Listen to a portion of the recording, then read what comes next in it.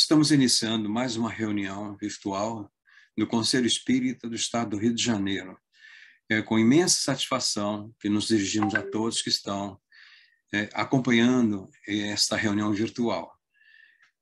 E nossa saudação não pode ser outra senão aquela que seja de profundo agradecimento ao nosso Mestre Jesus, que nos disse: onde houvessem duas ou mais pessoas reunidas em seu nome, ali ele estaria. E não temos dúvida de que não somos apenas uma só pessoa nesse momento, conectado a essa transmissão. Então, para essa união de pensamentos, a nossa gratidão ao nosso Mestre Jesus. Com essas primeiras palavras e a alegria de contar com esta sintonia de vocês, vamos fazer a nossa leitura inicial para poder iniciar, propriamente dito, a nossa reunião.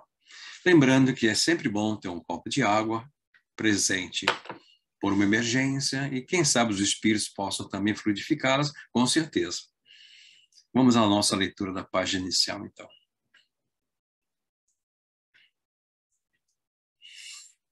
Esta página foi extraída do livro Dramas da Obsessão. Foi a conclusão terceira, o capítulo 3º. A autoria é o espírito Bezerra de Menezes. E a médium Ivone do Amaral Pereira. Nós colocamos esse título, que na realidade não existe esse título, mas é pelo teor da mensagem. Dr. Bezerra fala sobre o ambiente no centro espírita. As vibrações disseminadas pelos ambientes de um centro espírita, pelos cuidados dos seus tutelares invisíveis, os fluidos úteis necessários aos variados com delicados trabalhos que ali se devem processar, desde a cura de enfermos até a conversão de entidades desencarnadas sofredoras, e a fé mesmo na oratória inspirada pelos instrutores espirituais, são elementos essenciais, mesmo indispensáveis a certa série de exposições movidas pelos obreiros da imortalidade a serviço da terceira revelação. Essas vibrações, esses fluidos especializados, muito sutis e sensíveis, hão de conservar-se imaculados, portanto, intactos, as virtudes que lhes são naturais e indispensáveis ao desenrolar dos trabalhos, porque assim não sendo, se mesclarão de impurezas prejudiciais aos mesmos trabalhos, por anularem as suas profundas possibilidades.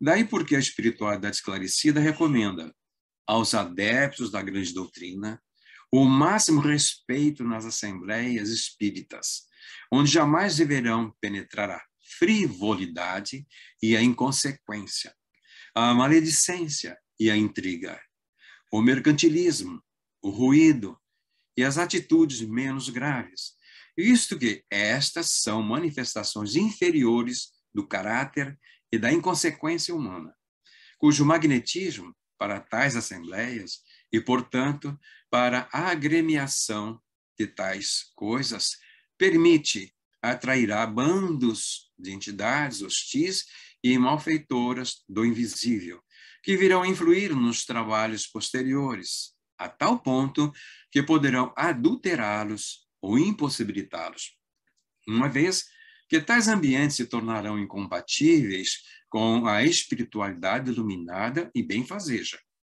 Um centro espírita onde as vibrações dos seus frequentadores, encarnados ou desencarnados, irradie de mentes respeitosas, de corações fervorosos, de aspirações elevadas, onde a palavra emitida jamais se desloque para futilidades e depreciações, onde, em vez de gargalhar divertido, se pratique a prece, em vez dos estrépitos de aclamações e louvores indébitos, se emitam forças telepáticas à procura de inspirações felizes, e ainda onde, em vez de cerimônias ou passatempos mundanos, cogite o adepto da comunhão mental com seus mortos amados ou os seus guias espirituais, um centro assim, fiel observador dos dispositivos recomendados de início pelos organizadores da filosofia espírita, será detentor da confiança da espiritualidade esclarecida, a qual o elevará à dependência de organizações modelares do espaço, realizando-se, então, em seus recintos, sublimes empreendimentos que honrarão os seus dirigentes dos planos da vida. Somente esses, portanto, serão registrados no além-túmulo como casas beneficentes ou templos do amor e da fraternidade, abalizados para as melindrosas experiências espíritas, porque os demais, ou seja, aqueles que se desviam para normas ou práticas extravagantes ou inapropriadas, serão no espaço considerados meros clubes onde se aglomeram aprendizes do espiritismo em horas de lazer. Façamos então a nossa prece, unindo nossos pensamentos mais uma vez, que possamos dizer: Senhor Jesus, mestre e amigo incondicional de nossas almas, nesse instante em que estamos iniciando mais um encontro de almas, um encontro de espíritos, pelo processo virtual, sim, mas interligando nossos pensamentos, buscando teu concurso, através da assistência dos teus mensageiros, os nossos irmãos maiores de espiritualidades, que são responsáveis diretos pela condução dos trabalhos do nosso SERJ, do movimento espírita, das casas espíritas e dos lares de um modo geral. Que possamos realmente sentirmos a aproximação desses dirigentes espirituais, tornando-nos receptivos, dóceis, para transmitir esta mensagem relevante desta reunião que estamos participando. Em teu nome, Senhor, com a permissão dos Espíritos que nos dão suporte, que possamos dar início à nossa reunião, dando graças a Deus. Então, como vocês estão podendo observar, já está difundido que nós somos integrantes da comissão diretora do SERJ. Sou João Aparecido, como expositor, como está exposto aí, e o nosso tema, hoje, nós estamos exatamente lembrando Ivone do Amaral Pereira, 38 anos do retorno ao plano espiritual. Vamos iniciar, então, a nossa exposição fazendo um passeio numa síntese do que esta companheira legou para nós em termos de doutrina espírita. Ivone do Amaral Pereira, nós podemos lembrar exatamente que ela é considerada como uma heroína silenciosa. Reencarnou em dezembro de 2013. Nós podemos observar o nascimento dela se deu no dia 24 de dezembro de 1900, em Valença, município localizado no sul do estado do Rio de Janeiro.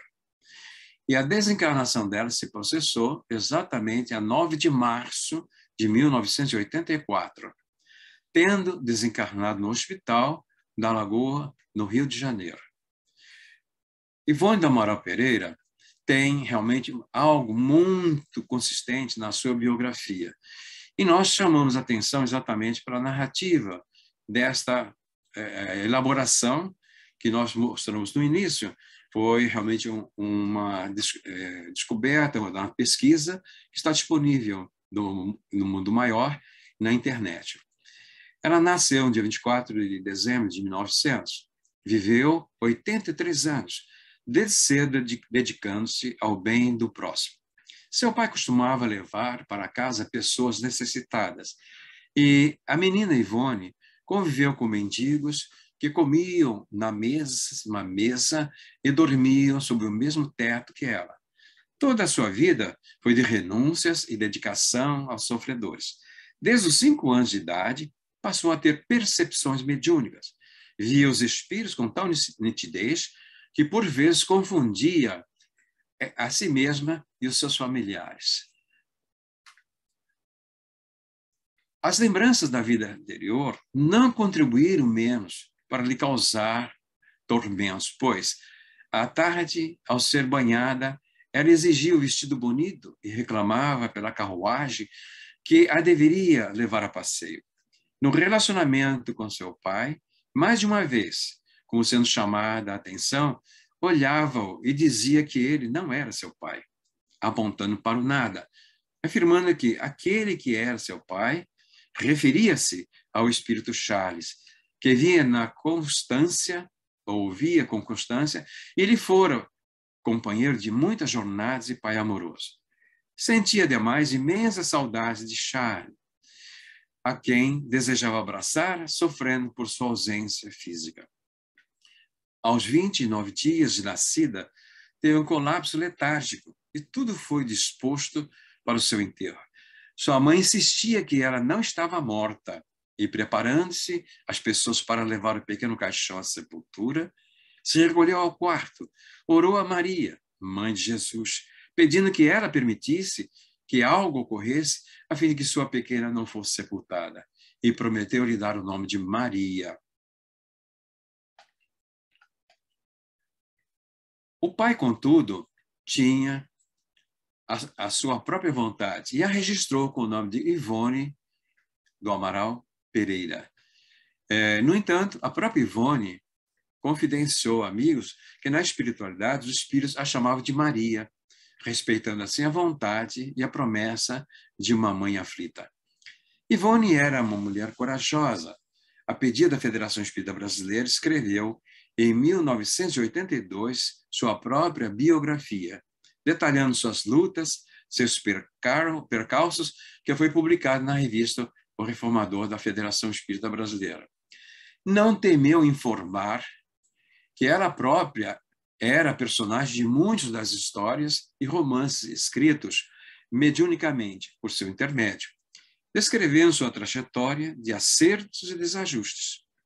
Desde o ano de 40, da era cristã à atualidade, conforme os registros em sublimação, nas Voragens do Pecado, O Cavaleiro de Numieres, O Drama da Bretanha, o casamento não fez parte de sua vida. Embora tenha insistido com alguns namoros que, conforme confessou, somente de sabores lhe trouxeram a alma. Médium, psicógrafo, receitista, desdobramento, psicofonia, vidência e de efeitos físicos, entre parênteses, materializações. Era amiga dos suicidas. Lia nos jornais e anotava em caderno especial o nome dos que descobria terem tirado a própria vida, orando por eles diariamente, sabedora das dores que os alcançavam. Isso lhe granjeou muitas amizades espirituais. Trabalhou sempre, mesmo quando as condições lhe eram mais adversas. Quando, no Rio de Janeiro, não foi aceita em vários centros espíritas. Trabalhou sozinha, fornecendo receituário mediúnico e os medicamentos, realizando aulas de evangelização à criança, psicografando. Aplicava injeções em doentes pobres, costurava para eles, estabelecendo aulas de costura e bordados a moças e meninas de favela próxima de onde residia. Manteve-se fiel à Federação Espírita Brasileira, mesmo após ter sido suas duas primeiras produções mediúnicas rejeitadas, Memórias de um Suicida e Amor e Ódio. Reconheceu que fora o alto que tomara seu instrumento, Manuel Quintão, pois faltava conteúdo doutrinário ao Memórias, referindo-se ao livro Memórias do Suicida. Leon Denis, o apóstolo do Espiritismo, seria quem daria a feição doutrinária necessária. Ivone teve oportunidade de saber da reencarnação de seu grande amor. Um amor de várias reencarnações, chegando a se corresponder com ele em Esperanto e orientá-lo após a morte física, ele nascer na Polônia. A descrição dos encontros espirituais desses dois espíritos é sublime. Possivelmente, para o coração de Ivone, aos poucos momentos de felicidade de que podia fruir, além das horas de trabalho psicográfico de literatura, que confessava eram de intensa felicidade. As únicas horas felizes que conheceu em sua vida eram oportunidade de convívio com os espíritos. Dedicou 50 anos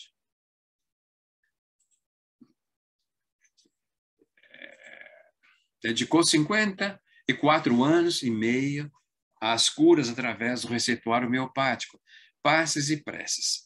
Curou obsessões, sempre assistida por espíritos de alta envergadura, como Bezerra de Menezes, Bittencourt Sampaio, Charles, Roberto Canalijas.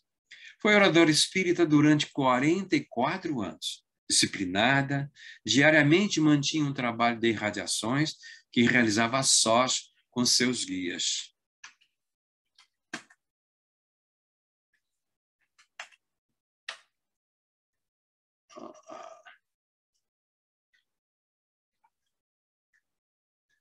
Nessas verdadeiras sessões, ela lia trechos da doutrina espírita, oferecendo-os aos desencarnados, desejando que pudesse se esclarecer e se ilustrar com as leituras. Atuou orientando médiuns e centros espíritas, reconhecendo cônjuges, retificando. Atuou orientando médiuns e centros espíritas, reconciliando cônjuges, reequilibrando lares desorganizados, consolando corações e evitando suicídios, esclarecendo espíritos sofredores. Estudiosa da doutrina espírita, na codificação, alicerçava todo o seu trabalho, seguindo fielmente as prescrições de O Livro dos Médiuns no exercício da própria faculdade. Deixou um legado de extraordinárias obras, um total de 15 obras. Vamos ver essas obras.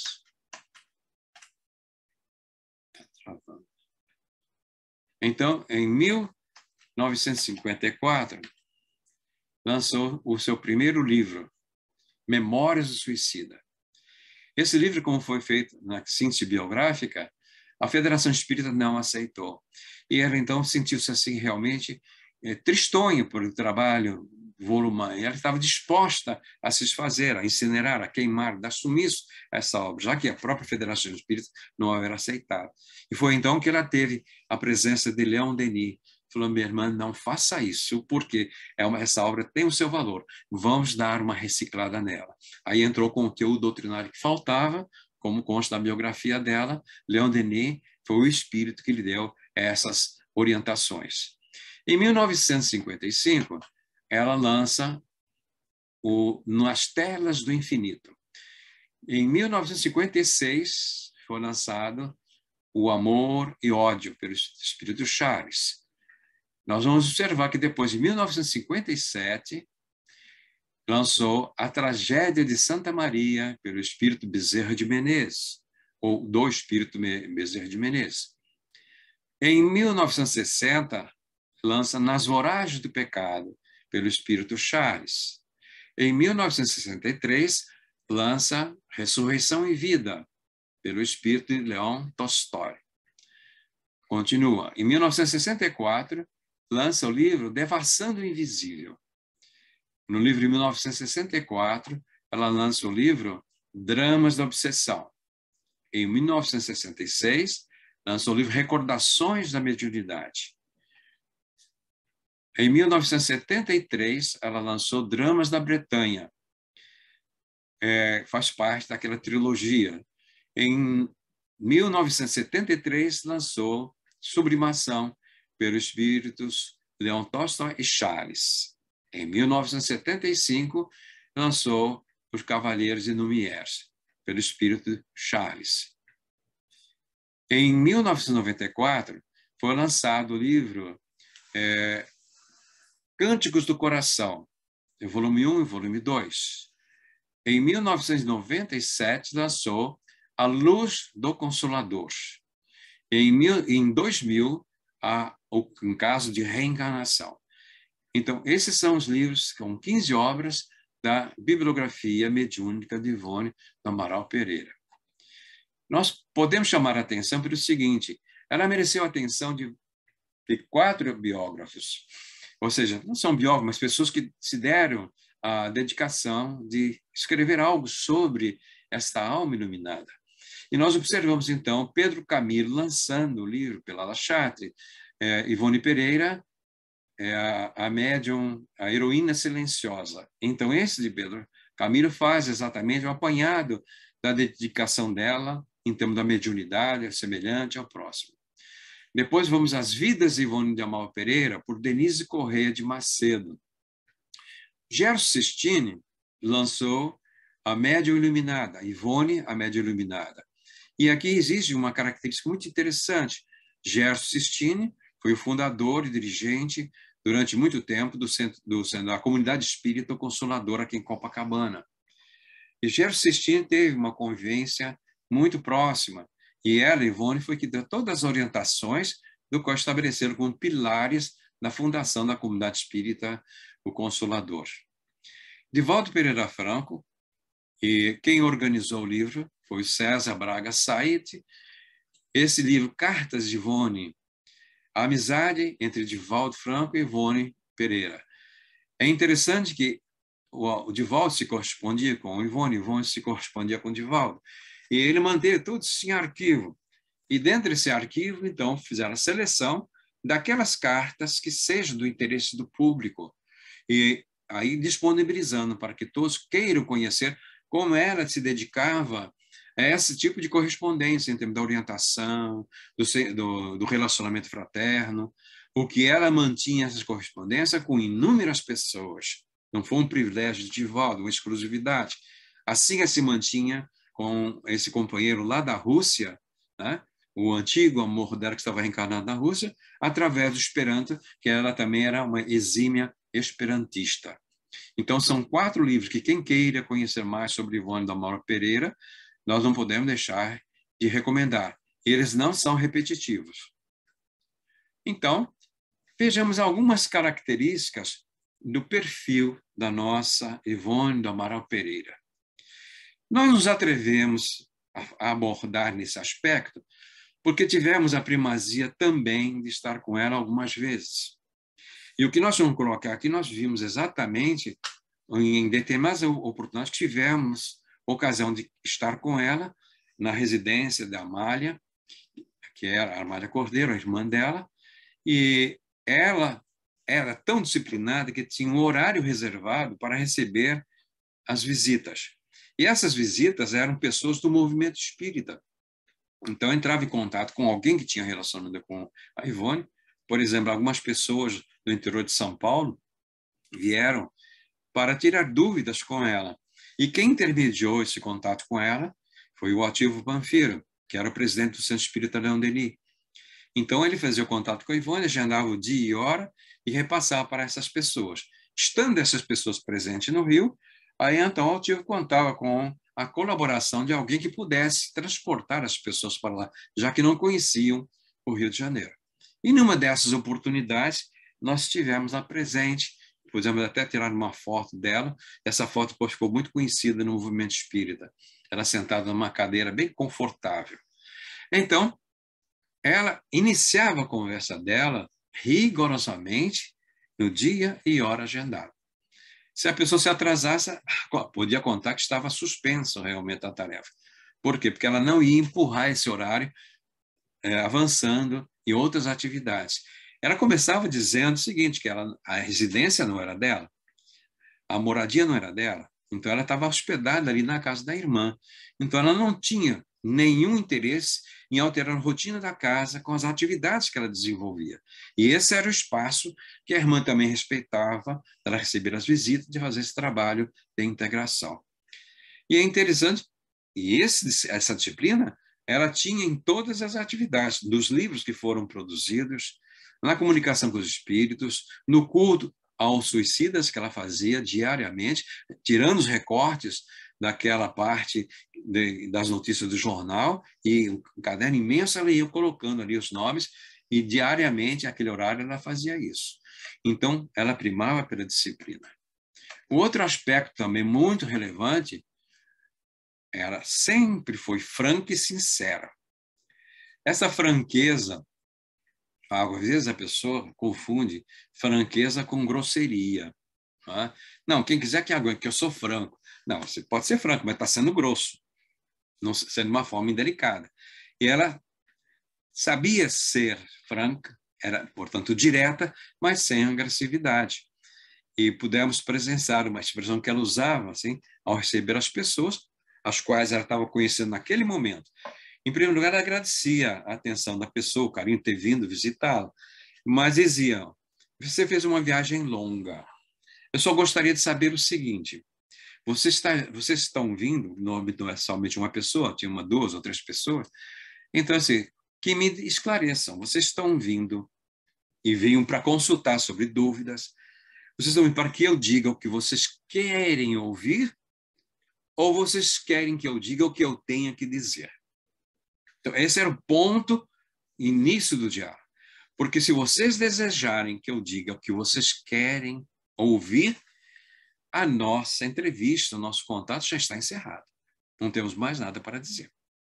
Agora, se vocês quiserem que eu diga o que eu devo dizer, vamos começar a nossa conversa. E eles disseram: não, absolutamente. Porque muitas pessoas, às vezes, já tinham a opinião formada, só queria que ela concordasse com isso. Ah, a Ivone Pereira deu o aval, a Ivone Pereira concordou comigo. Então, isso ela já acertava os ponteiros de saída. E, na decorrência disso, nós observamos que, na medida que a pessoa abrisse para ouvir, então tinha a liberdade de ser sincera, usar a franqueza, com a delicadeza que era peculiar dela. Então, ela começava a fazer os repontamentos, as observações, e algumas instituições ela orientava até que suspendesse determinada reunião, dada a gravidade com que estava o relacionamento interno das instituições. E não foi acidentalmente ou aleatoriamente que eu coloquei essa página inicial, porque ela sempre focava as orientações em função de dirigentes de casas espíritas. E essa mensagem norteava exatamente aquele cuidado que normalmente os que são responsáveis pela casa espírita não têm a mínima noção e o mínimo cuidado. Por quê? Porque pensam, ainda de uma forma tradicional, aí eu vou ao centro espírita, eu vou à casa espírita, eu vou, e então está se deslocando para o espaço físico. Então, isso ainda é um ascendente do tal do igrejismo. A pessoa acostumada ao templo de pedra. Então, no passado, dentro dessa ideia, Deus estava onde? Lá na igreja. Então, é o local de adorar a Deus. Havia o sacrário. Então, lá está o Espírito Santo, no sacrário, e vamos embora para a nossa casa. E todas as vezes que quisermos, então, adorar a Deus, na expressão, fazer-lhe reverência, temos que ir à casa de Deus, à casa de oração. Porém, na visão da doutrina espírita, Deus está em toda parte. Não está preso no templo.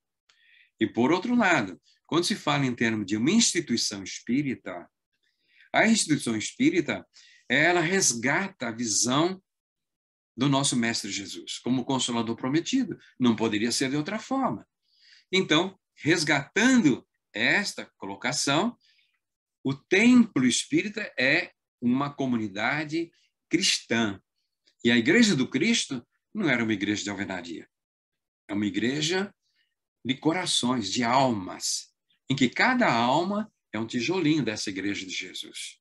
Então, onde estivermos, estamos normalmente ali integrando a mesma. Há uma expansão dessa comunidade cristã, ou uma expansão do centro espírita na sociedade. Mas então, continuando, podemos ver outra característica desse perfil da nossa companheira: total respeito com a doutrina espírita.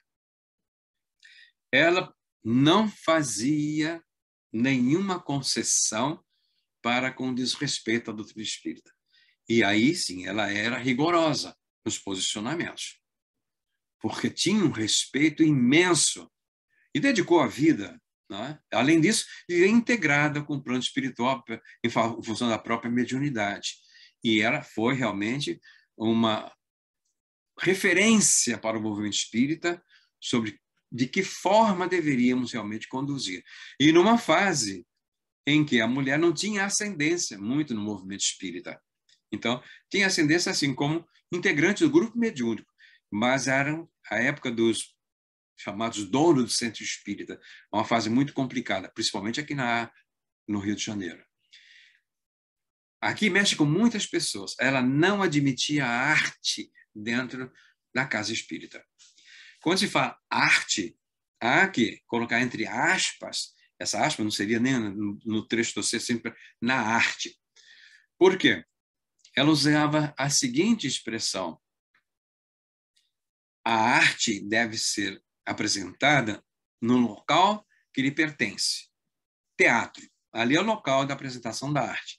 Ou no museu, ou onde existe o acervo artístico, aquele local da arte. Centro espírita não é local de arte. Centro espírita é local de misericórdia. As pessoas que buscam a casa espírita têm dores, sofrimentos, insegurança, e nós devemos oferecer exatamente o quê? O que elas estão necessitando. Elas não estão em busca da arte. Se quisesse arte, iria ao teatro. Elas estão em busca de uma visão diferente dos problemas que carregam, o peso da cruz que estão suportando, e a casa espírita não pode, de forma nenhuma, deixar de atender isso e impor a arte à pessoa que não está buscando e não está interessado nisso. E ela dizia mais. E o pior disso é que a arte que oferece é do mau gosto de pior qualidade. Porque essa arte não é produzida por pessoas que são profissionais da arte. Os profissionais da arte ganham, são remunerados, estão no teatro. Então, é a arte com gosto. Quem quer ver a arte bem apresentável, vai ao teatro. E esse arremedo de arte, vejam bem, é imposto às pessoas que vêm com o coração combalido, com dor, com sofrimento. Então, e normalmente associando essa arte no momento da reunião pública, que o pessoal está ali com outro objetivo. Então, vejamos que ela, nesse ponto, ela não aliviava, não. Tivemos a presença, a atitude, a observação da atitude dela, no encontro que houve na Ilha do Governador, na época da Federação Espírita do Estado da Guanabara. A Darcy já era dirigente do Departamento de Mocidade da Federação e promoveu o encontro o Dia do Moço Espírita, foi em novembro. E quem era o palestrante, o expositor? Alexandre Sec, do Paraná. Então, eu estava exatamente participando do Moço Espírita e, nesse dia, a minha presença ali era exatamente para, tão logo terminasse o compromisso dele, resgatar o Alexandre Sec e levá-lo para Bento Ribeiro. Queria fazer, então, uma palestra do Leon Denis. E o tio pediu que eu fosse pela dificuldade, eu conhecia, e aí facilitava o transporte, também sabia chegar lá no Leon Denis. E já presenciávamos ali, pela nossa convivência com Darcy, ela já tinha advertido a Darcy sabia que ela não permanecia no ambiente onde houvesse qualquer representação artística na casa espírita ou do movimento espírita. Então, Alexandre Sec fez a exposição dele, maravilhosa, sobre o Dia do Moço Espírita. Ele terminou, e aí quando anunciaram que ia começar a parte artística, ela falou com Darcy, e ela então se levantou e se retirou do evento. E nós então a transportamos para o Leon Denis. Então, ela era realmente coerente. Então, se ela não aceitava, se ela não concordava, ela não permanecia no local onde faziam aquilo que realmente ela achava um absurdo, porque toda a mensagem que Alexandre Sec passou para a mocidade se diluiu com aquela arte que foi apresentada depois. Porque aquela arte não tinha nada a ver com o que ele havia realmente exposto no encontro. Então, ela considerava que aqueles que praticavam a arte na casa espírita como artistas frustrados. Essa é a expressão que ela usava. Não tinham a capacidade para apresentar a arte, não tinham a instrução, o preparo, o refinamento, o seu profissionalismo para ser um artista de fato, então iam usar o palco dentro da casa espírita. Essa é Ivone Amaro Pereira. Não podemos colocá-la sob a tintura de docilidade. A docilidade dela era pelo fator da humanidade, mas ela realmente, quando se tratar com relação à doutrina espírita, ela era severa. E nós vejamos, então, chamando a atenção exatamente para a página inicial, o que nos diz o doutor Bezerra. E como disseram, aquela página não foi escolhida, ou não foi colocada acidentalmente, ela foi especial. E nessa página, somente para realçar esses pontos, o doutor Bezerra nos chama a atenção e que nós vamos lá, vamos replicar. Vejam bem, Também é outro aspecto muito oportuno chamar a atenção, que nós estamos acostumados a observar o Dr. Bezerra por várias expressões. Ah, o querido Dr. Bezerra, o velhinho bondoso, o velhinho delicado. Mas vejamos, nessa mensagem, através do Ivone Pereira, percebemos também ele tem uma clareza nas colocações. E mais ainda, deixa sobre a nossa responsabilidade a opção. Dependendo do que nós oferecermos ao plano espiritual, serão os espíritos que estarão conosco. Os espíritos não se sujeitam a estar no local que não lhe ofereça as condições. E não é problema dos espíritos nos instruir para que a gente melhore o padrão, porque isso já estão nos livros. Então, não é mais tarefa. Para as tarefas que eles precisam realizar, eles buscam os núcleos que ofereçam o melhor suporte.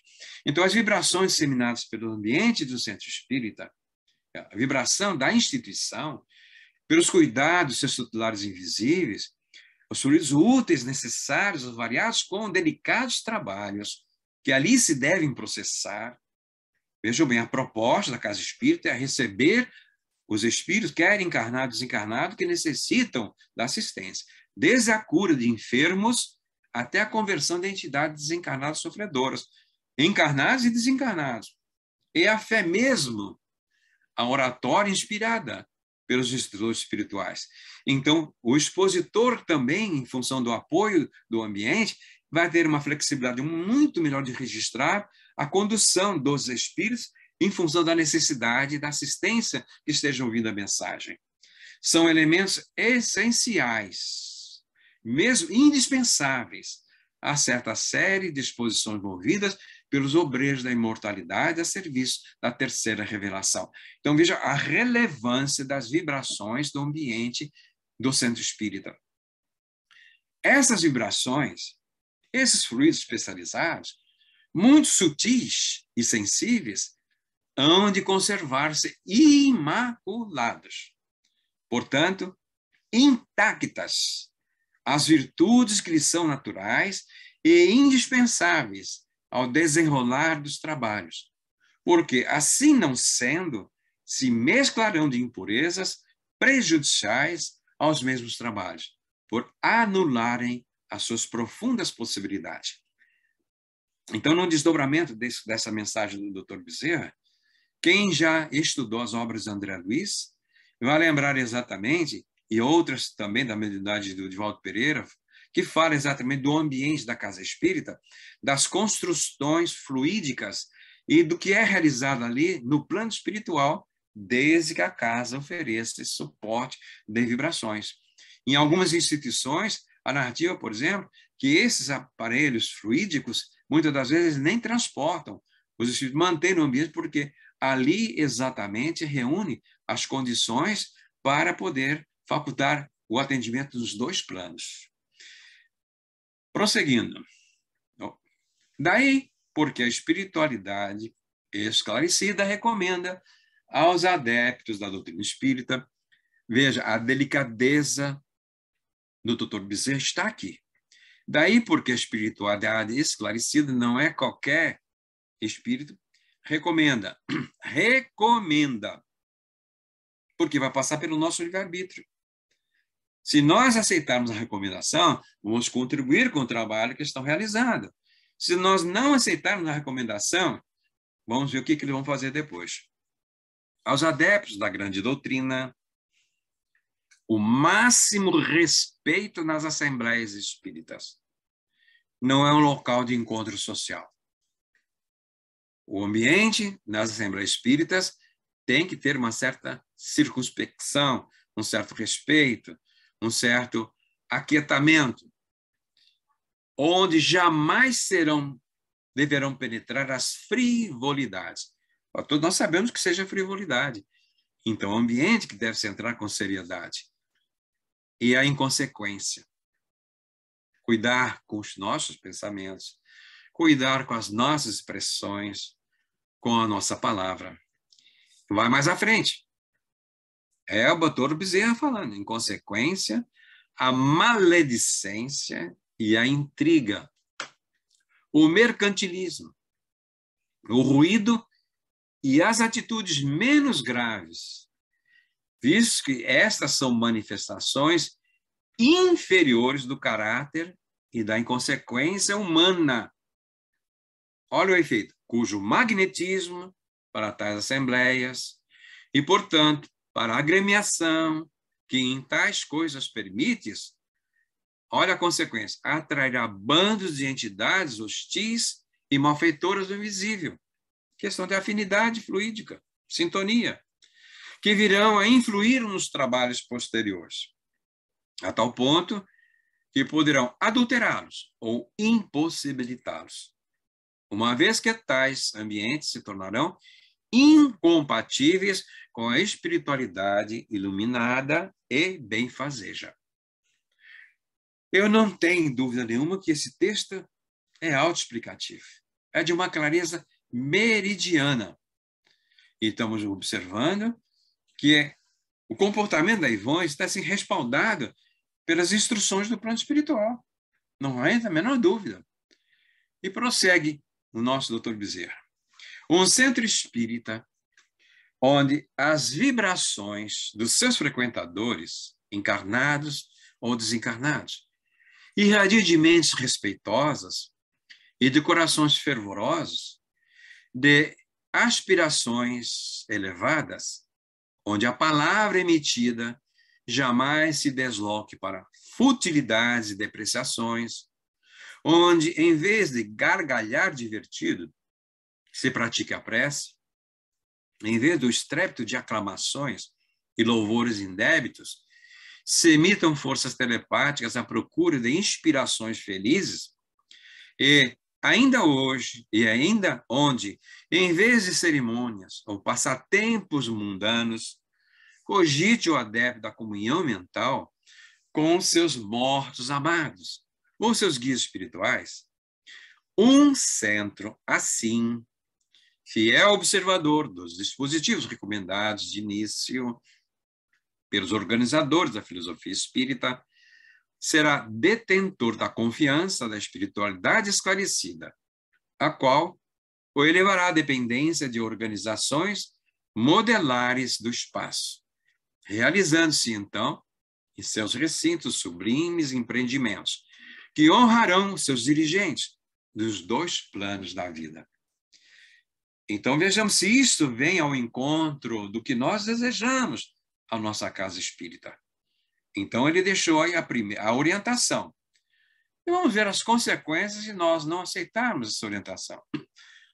Somente esses, portanto, serão registrados num além-túmulo como casas beneficentes, ou templos do amor e da fraternidade, abalizados para as melindrosas experiências espíritas.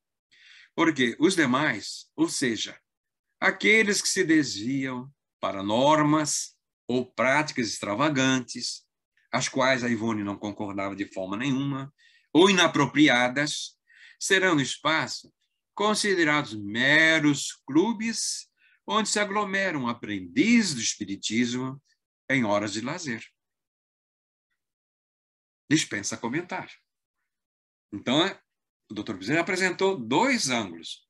Aqueles que são considerados centros espíritas, que merecem atenção e serão realizados trabalhos, e o outro, meros clubes dos espíritos, aprendizes do espiritismo em horas de lazer. Agora, é conosco. Nós é que temos a liberdade de usar ou não usar as potencialidades que nós temos. Nos permitam acrescentar uma experiência vivenciada na instituição a que nós integramos. Nós somos integrantes do Lar de Teresa e tínhamos um núcleo, o núcleo espírita Paulo Estevam, que ficava na Avenida Sora de Copacabana, próxima ali à Rua Paula Freitas. Nós, com a pandemia, fechou ali o espaço, era alugado, e agora nós estamos reabrindo um novo espaço na Rodolfo Dantas. Quem sabe, em abril, voltamos às nossas atividades ali. Então, ali, onde nós realizamos as nossas tarefas, no espaço alugado, observando essas orientações do Dr. Bezerra, que é um dos mentores do Lar de Teresa, e as mensagens que a Dona Brunilde recebeu através do Francisco Cândido Xavier, serviram assim, de suporte para a condução do Lar Teresa nesses seus 71 anos de existência. Então, o público fluía, e o público é sempre heterogêneo. Não existe seleção, quem pode, quem não pode entrar na instituição espírita. Ela está de portas abertas. Mas o trabalho feito com tanta seriedade pelos integrantes da casa, vejamos, as normas, os regulamentos, eles eram expressados e são expressados pela conduta dos integrantes do Lar Teresa. Nós que somos integrantes da casa que damos o primeiro exemplo. Se nós mantemos um ambiente realmente como um clube social, quem chega vai se enturmando. Se pega um ambiente de respeito, um ambiente onde é conduzido com seriedade, nessas orientações do Dr. Bezerra, a pessoa vai se acomodando nessa posição. E nós tivemos ali duas situações muito interessantes. Recebemos por várias vezes um grande companheiro nosso, de Juiz de Fora, o nosso José Pacini, um grande esperantista, excelente expositor e com uma cultura doutrinária fantástica. Então, o Pacini usava o início das exposições dele, ali no Núcleo Paulo Estevam, dizendo: eu não sei por que vocês ainda continuam fazendo a leitura da página inicial. E todo mundo olhava para ele, estranhando, porque aquilo fazia parte, né, da rotina da reunião de toda a Casa Espírita, fazer uma leitura para o pessoal se preparar. E ele dizia: a página inicial tem uma finalidade, é preparar o ambiente para o início da reunião. Mas, ao chegar aqui, nós sentimos que o ambiente já está preparado há muito tempo. A gente pode começar a reunião de imediato. Não há necessidade de preparar o que está preparado. Porque a atitude de todos os frequentadores, inclusive de não espíritas, era compatível com a atitude daqueles integrantes da casa que mantinham o ambiente. Porque tinha consciência que o trabalho não era somente durante a reunião. O trabalho ali na Casa Espírita é constante, desde que nós venhamos a dar essa possibilidade aos espíritos. E essa informação ficou, sempre que ele voltava, ele fazia esse reforço. E depois, a outra. Tínhamos um zelador, um faxineiro, né? Então, ele premia, ele queria sempre sair, começava às 6 da manhã, ele começava o trabalho dele, para também retornar mais cedo por causa de condução. Então, aceitamos a proposta de trabalho dele, a casa aceitou, e 6 horas da manhã estava abrindo o Paulo Estevam para fazer a limpeza, a arrumação. E chegou um determinado dia, e ele não era espírita, e não sei nem se ele tinha alguma origem doutrinária, mas ele estava ali curioso por trabalhar numa casa espírita, né? Então, ele fazia com naturalidade o trabalho dele. Numa manhã, ele abriu a porta, entrou, normalmente sozinho, nesse horário, fazendo a faxina. Era no segundo piso, sobre loja, subiu. Aí ele ia começar o trabalho, abriu a porta da sala, onde era a sala que realizava os trabalhos mediúnicos e o passe. Quando ele abriu a porta, ele viu que estava ocorrendo uma reunião. A mesa e os médiuns em volta da mesa, as pessoas em volta da mesa. Ele, com o máximo cuidado, para não interromper, fechou a porta novamente. Desceu e sentou na soleira da porta, na calçada, na rua, esperando terminar a reunião. E ficou um bom tempo sentado. Aí, de repente, ele começou a raciocinar, a refletir. Que quanto tempo ele já estava trabalhando e nunca informaram ele que havia reunião naquele horário da manhã. E ele mesmo nunca cruzou com ninguém. Então, ele resolveu entrar. Quando ele entrou novamente, foi lá, empurrou a porta novamente da sala. Quando ele abriu, não havia nada, não havia ninguém. A mesa estava montada, mas não tinha ninguém. Aí foi difícil ele continuar o dia trabalhando ali, realmente. As pernas lhe tremiam. Porque, vejam bem, não havia nenhum encarnado além dele. Mas, como as paredes da instituição continuam com as vibrações, isso nas obras do André está. As casas espíritas são postos de socorro espiritual, onde as entidades fazem um trabalho durante a madrugada. Existe na narrativa o apoio que André Luiz estiveram lá no abrigo João Evangelista, da Aura Celeste. Então, é comum utilizar, desde que os ambientes mantenham as vibrações. Então, essas vibrações são muito importantes. Então, nossa irmã do Amaral Pereira não vai se encerrar com a nossa palestra, nossa exposição. Essa exposição tem exatamente um duplo valor. Um é nossa heroína silenciosa, que deixou um legado fantástico através das suas obras mediúnicas. O seu exemplo não podemos deixar cair no esquecimento. É responsabilidade do movimento espírita, periodicamente, trazer novamente a lembrança desses ícones do movimento espírita. Não no sentido de endeusamento, no sentido de que esses exemplos sirvam de referência para nós que estamos caminhando na retaguarda. E outro aspecto também é nesse nosso encontro, lembrarmos que nós estamos como trabalhadores da última hora. E como trabalhadores da última hora, nós temos que procurar nos ensinamentos da doutrina espírita, esses ensinamentos, a forma de vivenciá-los.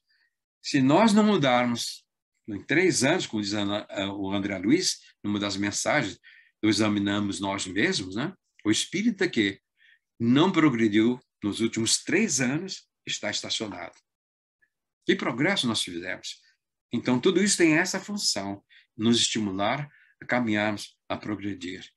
Então, não temos a mínima dúvida que todos esses ensinamentos têm o nosso Mestre Jesus como mestre, modelo e guia. Tudo parte dele. É ele que é o Senhor, o arquiteto do nosso planeta. Na questão 625 do Livro dos Espíritos, Allan Kardec pergunta: qual é o modelo de perfeição que Deus ofereceu ao homem para lhe servir de modelo e guia? Todos nós sabemos a menor resposta. 5 letras. Jesus. Então, nosso modelo e nosso guia, ele veio para nos lembrar a lei do amor que já constava no Velho Testamento, o primeiro mandamento, de amar a Deus sobre todas as coisas. Mas ele não vem falar do amor, ele vem demonstrar como se vive o amor. E ele faz a síntese das leis dos profetas, amar a Deus sobre todas as coisas e o próximo como a si mesmo. Ele diz: eu sou o caminho da verdade e da vida. E ninguém vem ao Pai a não ser por mim. E aí nós temos também, em função de lembrar da nossa querida Ivone Pereira, também esse companheiro que deu um suporte grande durante a existência dela e nos trouxe esses ensinamentos. Não seja ele o orientador, o nosso codificador, que em março também retorna, né? Retornou ao mundo espiritual, enfindando a sua missão. Depois, ele deixou a doutrina codificada, e aí está essa construção monolítica, que a doutrina não é de Allan Kardec, é a doutrina dos espíritos. E ele, ao receber a missão, esclareceu muito bem o espírito de verdade, que a missão dos reformadores é cheia de problemas e dificuldades, e a dele consistia em abalar e transformar o mundo. Em abalar o mundo, nós observamos que abalou. As obras lançadas por ele realmente abalou o mundo, os conceitos da época. Agora, a transformação do mundo passa pelo livre-arbítrio de cada um. E passando pelo livre-arbítrio de cada um, ao nosso turno agora é a nossa vez dessa transformação passar em nós, por nós, e nós influirmos na comunidade no momento que estamos vivendo. E então, finalizando as nossas palavras, vamos lembrar esse companheiro também da Ivone Pereira e nosso, que nós lembramos com relativa frequência quando oramos e pedimos nos momentos de dificuldade. Dr. Adolfo Bezerra de Menezes. Mas que além de observá-lo no velhinho amoroso, paternalista, quando te vê meus filhinhos, nas suas mensagens como termina, mas não vamos distrair do conteúdo sempre profundo em todas as comunicações dele. É nos impulsionando para a frente e para o alto, para que nós sejamos cada dia melhores, para que atinjamos o nosso aperfeiçoamento. Então, ele é o nosso caminho, a verdade e a vida. E ninguém irá ao Pai a não ser por ele, porque ele é o caminho. E nossas últimas palavras são as palavras do nosso Mestre Jesus, que nos diz: deixe-vos a paz. A minha paz vos dou. Não vou lá dou como o mundo dá. Não se turbe o vosso coração, nem se atemorize. Isso é anotado por João no capítulo 14, versículo 27. Então, meus amados seguidores, integrantes do SERJ, participantes dessas reuniões tradicionais do SERJ, finalizando a nossa reunião, que possamos meditar profundamente nesses ícones do movimento espírita, especialmente na nossa homenageada de hoje, Ivone Amaral Pereira. Não podemos deixar de esquecer Adolfo Bezerra de Menezes, pode deixar de ser Allan Kardec, e essa pleide de espíritos que deixaram um rastro de luz, para que nós tenhamos relativa facilidade, através dos exemplos que nos legaram e dos ensinamentos, vivenciar também. Porque finalizamos dizendo, não temos a mínima dúvida, Jesus nos ama, deu a prova desse amor incondicional. Não existe maior prova de amor do que doar a vida por seus amigos. E ele chamou os discípulos, não vos chamamos mais servos, chamamos amigos, porque tudo que eu sei, vós também sabeis, e muito mais. Então, nessa posição agora, e nós? Amamos a Jesus? Nós amamos a Jesus? Com pergunta de retórica, cada um responda para si mesmo. É óbvio que nós vamos ter a resposta. Não, nós o amamos, sim. Mas amamos de que forma? De uma forma pessoal, exclusivista, egoística? Quando eu estou no momento de dificuldade, Senhor Jesus, me ajuda, me socorra, me acuda. Tudo bem, ele vai aliviar o nosso sofrimento. Mas ele deixa o referencial para que não tenhamos a mínima dúvida. Aquele que está interessado em amar a Jesus, ele diz, aquele que me ama segue os meus ensinamentos. A maior prova de amor que possamos dar a Jesus é conhecer os ensinamentos e procurar segui-los. Uma prova de amor que podemos ter ao codificador Allan Kardec é conhecer a doutrina espírita e procurar vivenciá-la intrinsecamente na medida das nossas possibilidades. O amor que possamos demonstrar a esses ícones que deixaram um rastro de luz é seguir os seus exemplos, os seus ensinamentos.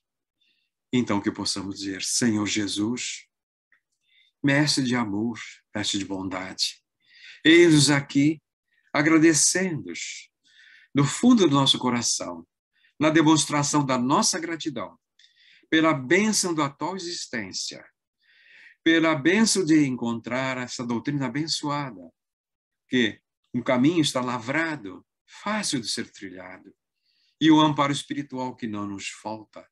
Senhor Jesus, Tu és o nosso mestre, que possamos tornarmos, sim, os seus discípulos sinceros, levando essa doutrina a todos os outros que tenham dificuldade de compreendê-la, para que seja realmente a terra a sua morada, o seu reino possa ser implantado na terra. Permita, pois, Senhor, que em Teu nome, em nome da nossa Ivone Pereira, nossa companheira da doutrina espírita, homenageada nesta manhã, e de todos os espíritos que dão suporte ao movimento espírita, ao SERJ, às casas espíritas, e aos espíritos e ao mundo inteiro, possamos dar como encerrado esse nosso encontro fraterno, dando graças a Deus. Muita paz em todos os corações.